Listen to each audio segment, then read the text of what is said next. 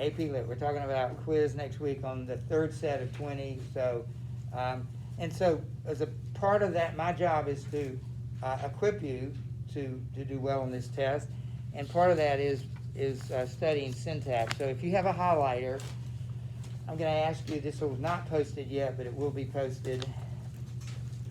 And we need to define it. We'll skip a lot of this, but some of it I need you to highlight and underline, because that's something to look for when you're asked to analyze a piece of literature.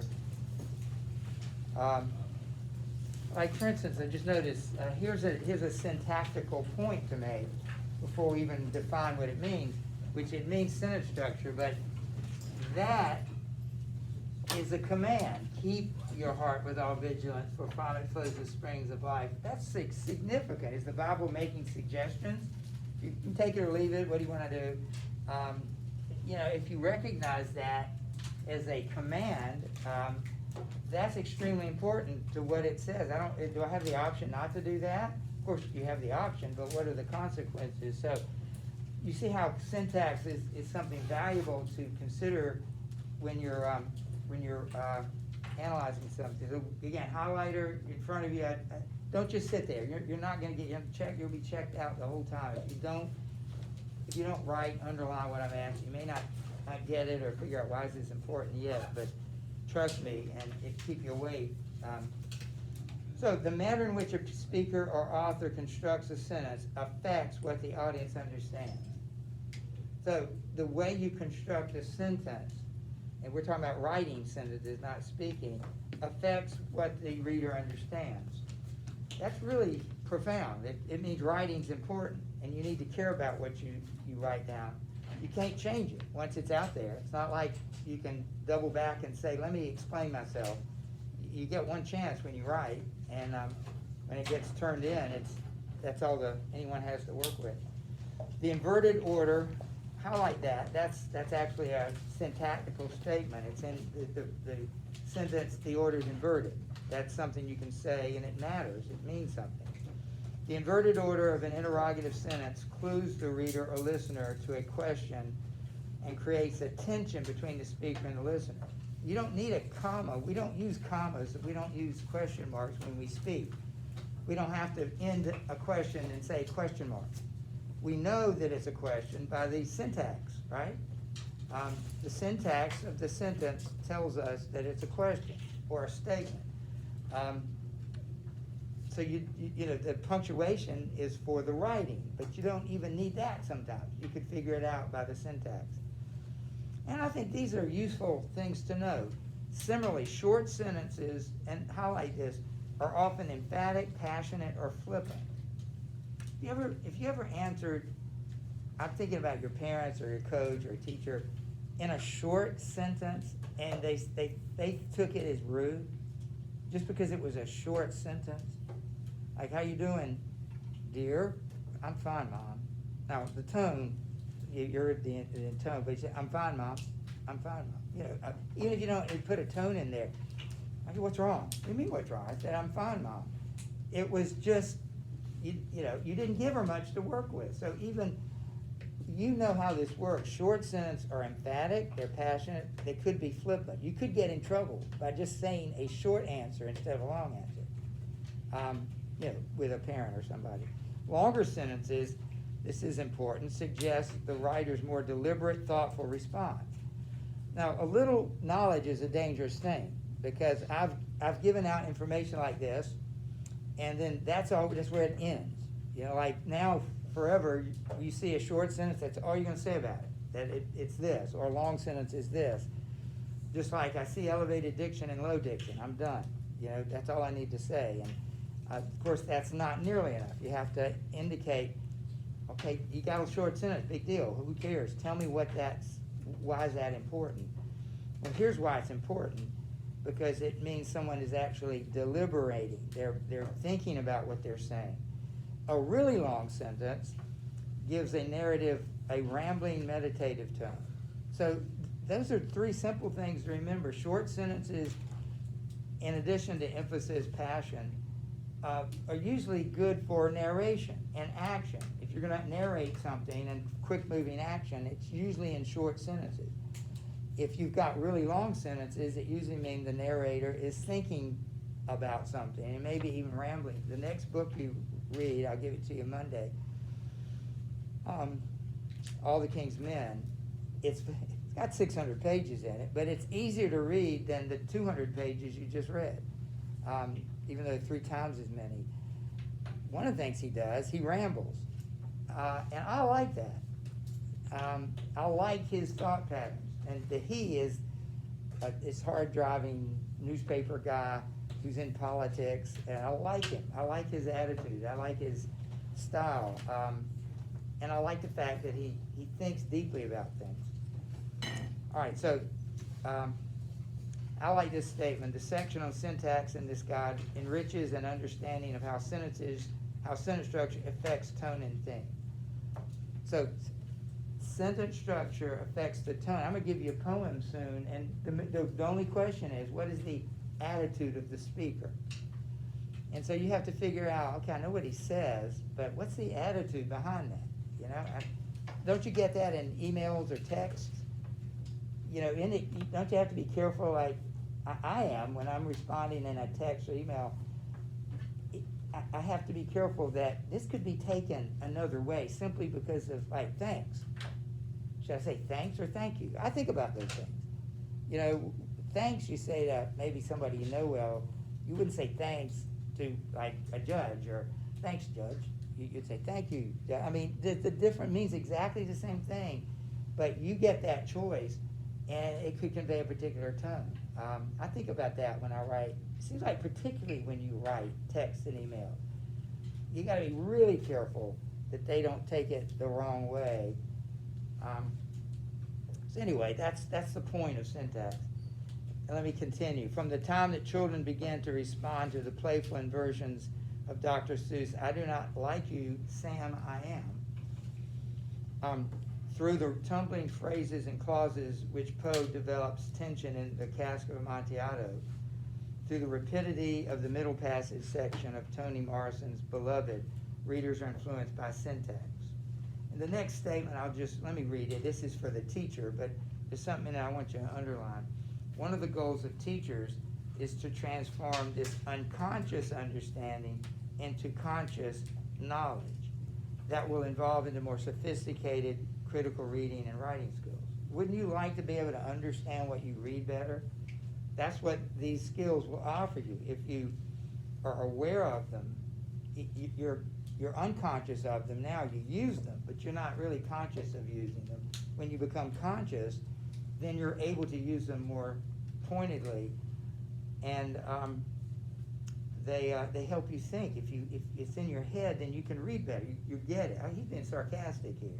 The next guy says, oh, I didn't pick up on that. But you pick up on it because you're a better reader. All right, so we'll skip the bottom part. It just makes the statement, syntax and diction cannot be separated. So turn the page. What I've got for 2 pages here are definitions of syntactical terms and things to look for. I like this first time. I would never use the word telegraphic. It says sentence length. Are sentences shorter than 5 words? That's telegraphic. Short, approximately 5 words. Medium, 18, or long and involve 30. What is the effect of the sentence length the author uses? Remember, Hawthorne used 2 sentences, 40 words each. Those were long sentences. What's the effect of that long sentence? We already know that long sentences are deliberate, meditative. Short sentences are more exact, maybe. So you've got some things. Examine sentence beginnings. Is there a good variety, or is there a pattern? So something to notice, how do the sentences begin?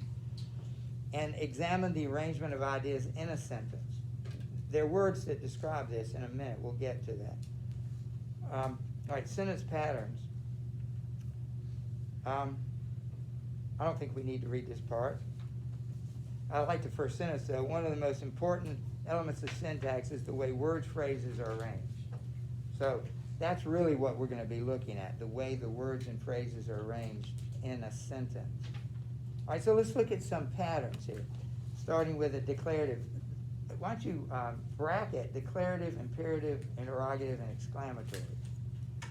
One of you at least noticed that, and on the test, that in the Tiger, everything is a statement. I mean, everything's a question. I think I'm trying to think back if that's true, but every sentence, even though it's poetry, it still has sentences, and every sentence is a question. So the poem never makes a statement; it only asks questions, and that's syntax. And what is the effect of that? Rhetorical. If you ever read Job, at the end of the book, God has 2 chapters where he talks to Job, and he tells Job things. He asks Job things, and Job is speechless. And he said, okay, gird your loins, mister. I'm going to ask you a few questions. Where were you? Where were you? It's a question. Do you know how this works? Do you know how this thing happens? Just one question after another. At the end, Job is overwhelmed by the questions. You know that lawyers, when they get on, have a witness on the stand, supposedly they never ask a question they don't know the answer to. So they know what the guy's going to say. And they ask the question for the jury over here, maybe the judge. But he asked him, were you there the night? And then he's supposed to say no, and he says yes. Then, okay, Your Honor, I got to talk to my witness here. So asking questions is a syntactical thing, and that you would do it for a reason. But you have these others as well, like an exclamatory or a command. That's important to know that's a command. That's a syntax issue. So you bracketed those 4 together. Bracket the next 3 together. Without looking at it, does anybody know what a simple sentence is? I did have one person. You could probably maybe figure who that might be in the other class who immediately knew. You can think about who's in the other. Simple sentence. Well, I don't blame you. That's probably not something, it's probably not even something we need to know that's listed here.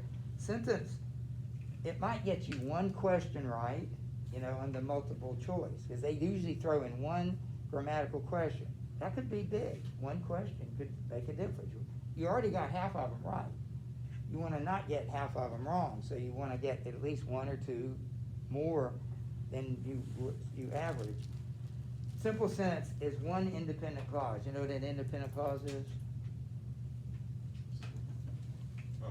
Basically a second clause that makes a statement. And it stands alone. It doesn't need anything to. It is a complete sentence. A compound sentence. You know what a compound sentence is? Do you know what it is? Mm-hmm. Yeah. What is it, man? It usually has like 2 independent clauses. That's right. Joined by conjunction. It doesn't have to be. It could be a semicolon, but that's 2 independent clauses. What about a complex sentence?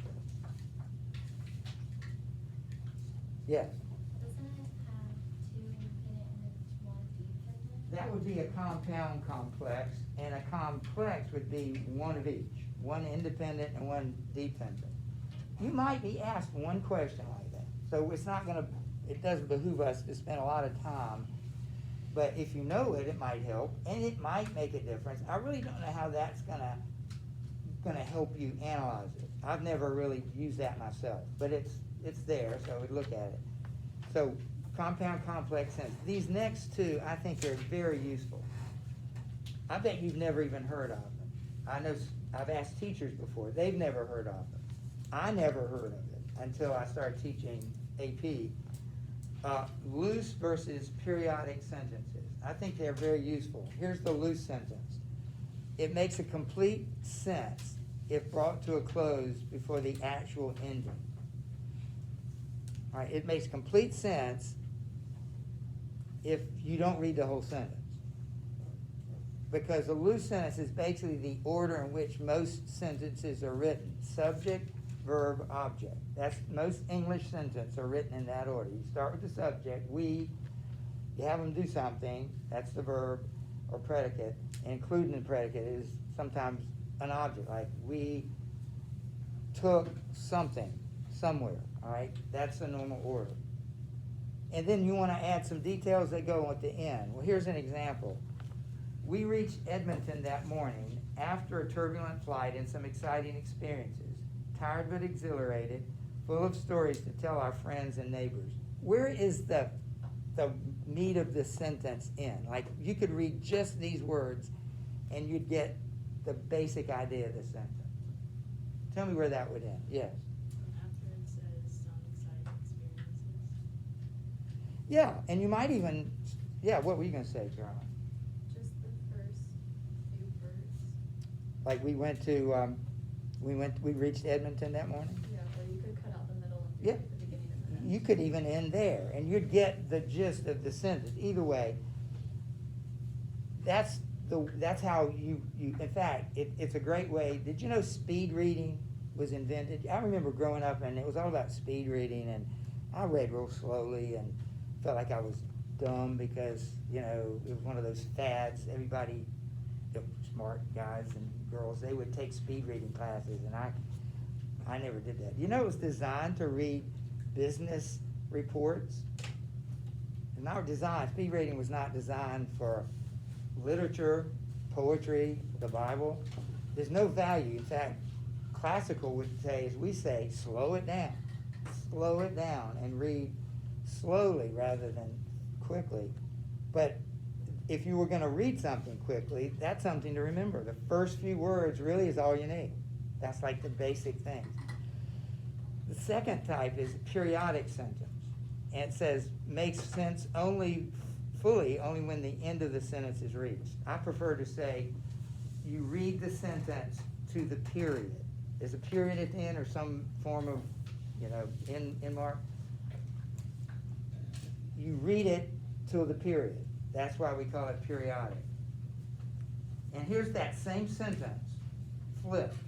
It's when you take a periodic sentence is often when you take the details and you put them at the beginning. Now, the loose sentence is when you start with the subject, verb, object, and then details. Periodic, you can recognize when you flip that and you put the details at the beginning.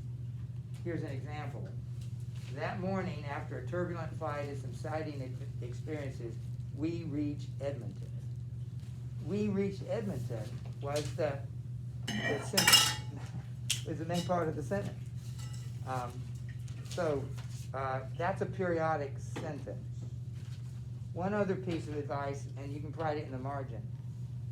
Typically, when you have something important, and I don't know what they told you in rhetoric, because it's really kind of, you could do it either way, but generally, if you put the most important things first in a sentence, generally. Like the thing you want the reader to get most out of it, you put that at the beginning. I think you can make the argument if you had 3 points to make in a debate, where do you put the most important point? The first point or the third point? I would have said that too. You want to leave them with the kicker. But, and that may be true in debates, but generally, it's not that way. Generally, you start with the most important thing. So that's something to look for. As you're looking at sentences and looking at what comes first. For instance, if you put the details at the beginning, what does the reader emphasize? What's the reader trying to emphasize? The detail. That's what he wants you or she wants you to remember.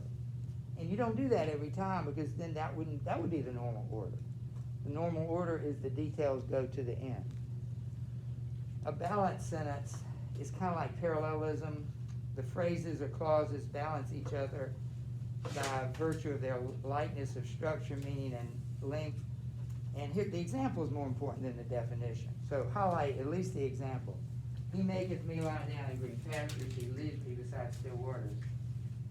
That rings a bell somewhere. I've heard that before. But notice the parallelism. He maketh me to lie down, he leadeth me beside. They're balanced. Both, it's not all the details at the beginning or all the details at the end. The natural order of sentences are subject, verb, and object. I think I said that earlier, but that's what that one means, the natural order. And please, again, highlight, underline, draw a line under whatever you got. That's helpful. All right. Juxtaposition. Do you know what that word means? I think we've talked about that before. You know what it means? You can read it here.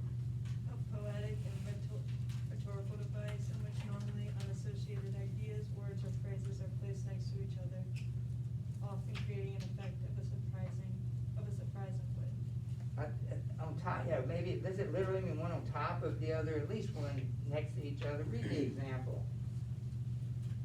The apparition of these faces in the crowd, petals on a wet black Now, bough. I've always had trouble with that poem. That's the first two lines of the poem. What does the people in the crowd have to do with petals? He just juxtaposes them, and you draw the conclusion. Would you read the next one, Noah, parallel structure? Parallel structure refers to a grammatical or structural similarity between sentences or parts of a sentence. It involves the arrangement of words, phrases, sentences, and paragraphs so that elements of equal importance are equally developed and similarly phrased. He loves swimming, running, and playing tennis. Remember one of those papers, I think it was a summer paper, one of the things I wrote on almost every paper, and I apologize for not revisiting that because we haven't, except till now. When you have a 3-point thesis, the 3 points in your thesis should be written in the same way.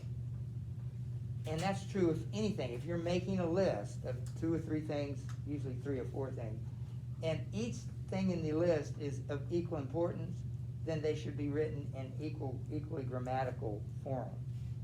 And that's called parallelism. So it's something to notice. How about the repetition one, Isabella?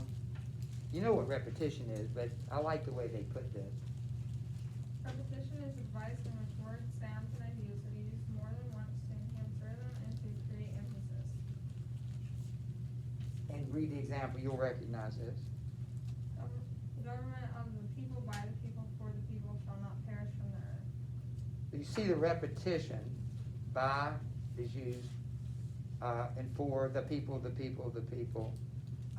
So just simple repetition creates an effect.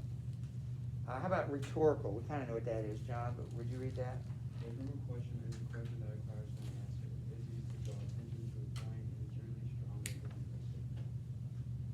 If Mr. Kirchhoff was there, as you have said, why did he refuse to listen to these songs? Again, the tighter. It was based on rhetorical questions. Okay, flip the page. These are, actually, except for the last 2, which I can't even pronounce, maybe you know how to pronounce them. These are the top 4 are very useful. We actually found out these are very useful when we discuss poetry or prose. Would you read anaphora, Noah? In the repetition of the same word of words at the beginning of successful clauses. You shall find on the beaches, you shall find on the landing ground, you shall find in the fields and in the streets, you shall find in the hills. I mean, it's simple repetition of a similar word, the same word or same phrase. But you see that it creates an effect. You know, well, Churchill said that about the Battle of Britain. Very powerful statement. Ascendantine, Jacob. Is deliberate omission of conjugations in a series of related clauses. I came, I saw, and conquered. And it's also called, what's that? Parataxis. We just did that in the last class. I'll give you another example of parataxis, which is ascendantine. I took a picture of it because I like this. Here's an example of parataxis. No conjunctions. I needed a drink. I needed a lot of life insurance. I needed a vacation. I needed a home in the country. What I had was a coat, a hat, and a gun. That's the first line of a mystery novel, detective novel. You see no conjunctions, just commas. That creates an effect. Its opposite, well, we're not there yet. How about chiasmus? Would you read that? Todd? Chiasmus is a cinched idea in which the arrangement of ideas in the second clause is a reversal of the first. Ask not what your country can do for you, ask what you can do for your country. Have you ever heard that before? Particularly in Latin. I used to have Latin students who would say they get that. They've studied that. Anybody in here ever studied that? It's kind of like this. I mean, you say something in this order, and in the same sentence, you reverse the order. And so it creates an effect. That's called chiasmus. And again, that'll be something you actually might see. Now you have a name for it. And polysyndactine.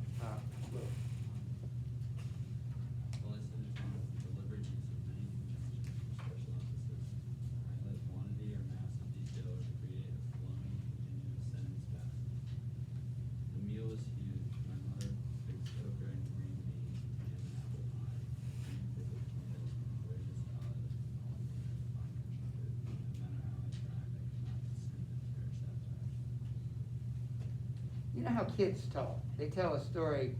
What'd you do today, Johnny? Well, we went out to the playground and Bill hit me and I ran after Bill and then Sally jumped in there and the teacher said we couldn't do that anymore. So we went somewhere else and it's always and it creates this kind of breathless narration. Again, you can use that as you write to create a certain effect, or an author uses it, and now you know maybe the effect that it has. You know what to call it. Stigomythia. Have you ever heard of this? I like it, but would you read that, Jonathan? I don't know if you can read what's in the box or not. If you can, read that too. Dialogue in which the endings and beginnings of each line echo one another, talking on a new meaning with each new line, as in the following example from Hamlet. Now, mother, what's the matter? Hamlet, thou hast thy father much offended. Mother, you have my father much offended. Come, your answer with the idle tongue. Go, your question with the wicked tongue. Oh, you can see without much analysis, you can see how Hamlet or the Queen, or Hamlet is responding to the Queen. I guess she's responding to him, but now mother, now Hamlet. You know, it's kind of mocking the way she responds to him. So it's the beginnings and endings of lines are kind of repeated that echo each other. And then this one, there's also, I cannot pronounce, but Maddie, would you read it?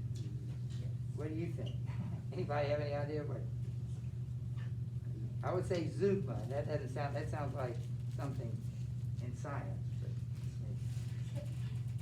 Zuba is the use of a verb that has two different meanings with objects that complement both meanings. For example, he stole both her car and her heart that fateful night.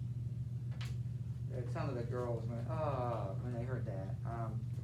That's pretty clever if you came up with that. But there's a name for that. I know we don't have a lot of time. What I'm going to give you is I think you have just enough time to do it. I'll put it that way. I'm going to give you something that I want us to revisit after you do it. Yeah. There are no directions except what I'm about to tell you. It's just a passage, and like we've done with other things, mark it up. Look for diction, look for syntax.